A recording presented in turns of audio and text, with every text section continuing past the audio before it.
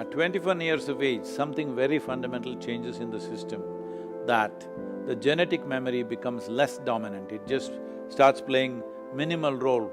Many parents are surprised how the children who were so attached to them just some time ago, suddenly they cross 21 years of age, suddenly they cannot relate the same way with their parents simply because their genetic memory becomes at a lowered scale of function once 21 years of age is over. This is nature's way of building up a kind of a safety mechanism for our growth, because a human child doesn't come like other animals. The other animals, 90% of what they should be is already fixed by their genetics. Only 10% of evolution in their lifetime, that too they can either exploit it or not. But with a human being, only 10% is fixed, 90% is left to individual human being. Because of this, the early stage of development for a human child is much more fragile, needs much more atmosphere, needs much more nurture, because 90% has to be created, only 10% is already there as a standard. So, by 21 years of age, your genetic influence would have come down significantly unless you are very unnaturally attached to your parentage, either because they have too much wealth or or because they're very dominant, or because you admire them too much, whatever. Otherwise, the genetic influence will come down naturally. So after that, the karmic influence is a much bigger influence than the genetic influence. When we say karmic influence, we should not… because there is this wrong perception that karma means it was only talking about something that comes from elsewhere from another life or whatever. It's not like that. From this morning, from the time you got up to this moment, your body is doing its own physical karma, mind is doing its mental karma, emotion is doing its emotional karma, energy is doing energetic karma. Every moment, in wakefulness and sleep it's happening. But let us take into account only the wakefulness. From the moment you got up till now, how much of these four aspects of karma have you performed consciously? Not even 1%, way below 1% is what you're conscious of. Everything else is happening unconsciously. Or in other words, instead of using the unconscious word, which is a kind of a negative word, let's say you're happening automatically. You're happening automatically because of the karmic memory. You have so much memory that you don't have to really think. You don't have to think how to eat.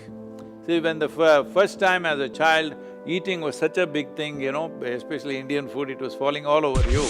But today, very efficiently you eat, but you don't think exactly how to hold the food, what to do, because this memory has been built up with your karma. Karma means action.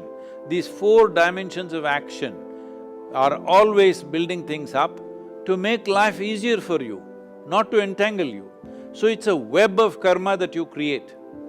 But when you create a web, you must have a certain, you must have some kind of a solvent that you don't get stuck in it. Suppose you are a spider, you create a beautiful, spectacular web. It is for others to get stuck in it, some other insect. But if the spider itself gets entangled in it, that is a stupid spider. So that is what is happening to human beings. An elaborate system of memory is being created every moment. See, you may be sleeping, there are many experiments like this, I won't go into the detail. Even when you are sleeping, you're fast asleep, you don't know. I will speak in a language that you do not know 1 or 10 sentences. Actually, if we can hypnotize you after many months or years, we can make you say those sentences in a language that you do not know, you perceived it at a time when you are fast asleep. It is possible to do that. So I am saying if you walk from this place to that place, there may be 25 different kinds of smells. You may not notice it consciously. Only if it's very acute, either it is very bad or very good, you may notice it, otherwise you don't notice it. But in the sensory system, all that is recorded. So without knowing why, without actually mentally or intellectually articulating it, you just don't like to go to certain places. Maybe it's the smell, maybe it's the vision, maybe it's the sounds, maybe it's just the energy there, whatever it is, your four dimensions of karma, physical, mental, emotional and energetic karma, is always building a an elaborate and spectacular web for you. This web is not to trap you, this web is to make life automatic so that many things you don't have to think. Just like that you can do it because it's in your karmic memory. But unfortunately, because people are getting so identified with many things that they do and they start choosing what is good and what is bad, the moment you say this is good, you will develop certain affinity for it. The moment you say this is bad, you will develop certain aversion for it. Both in affinity and aversion, you will get stuck. Now you built an elaborate web and you got stuck in your own web. This is the fate of karma for most people. Karma is the most dynamic way to exist. It simply literally means you are the maker of your life. For you to be the maker of your life, without your neurological system functioning to your commands, you will never be the maker of your life. You will always be an accidental life. So if you move away from being an accidental life, the people who are experiencing unnecessary levels of anxiety and fear and things on a daily basis, a whole lot of medical professionals are going about saying, these are normal things, you're anxious, it's normal, even I am also anxious. This is not the way to make a human being. A human being is capable of being above this. We are considered as human beings. We did not use the word being for any other creature. We don't call an elephant being, a tiger being, an ant being or something like this.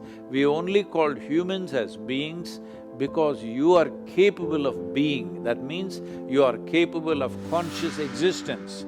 That means you are capable of using every faculty that you have the way you want, not in reaction to what happens around you, but by conscious response.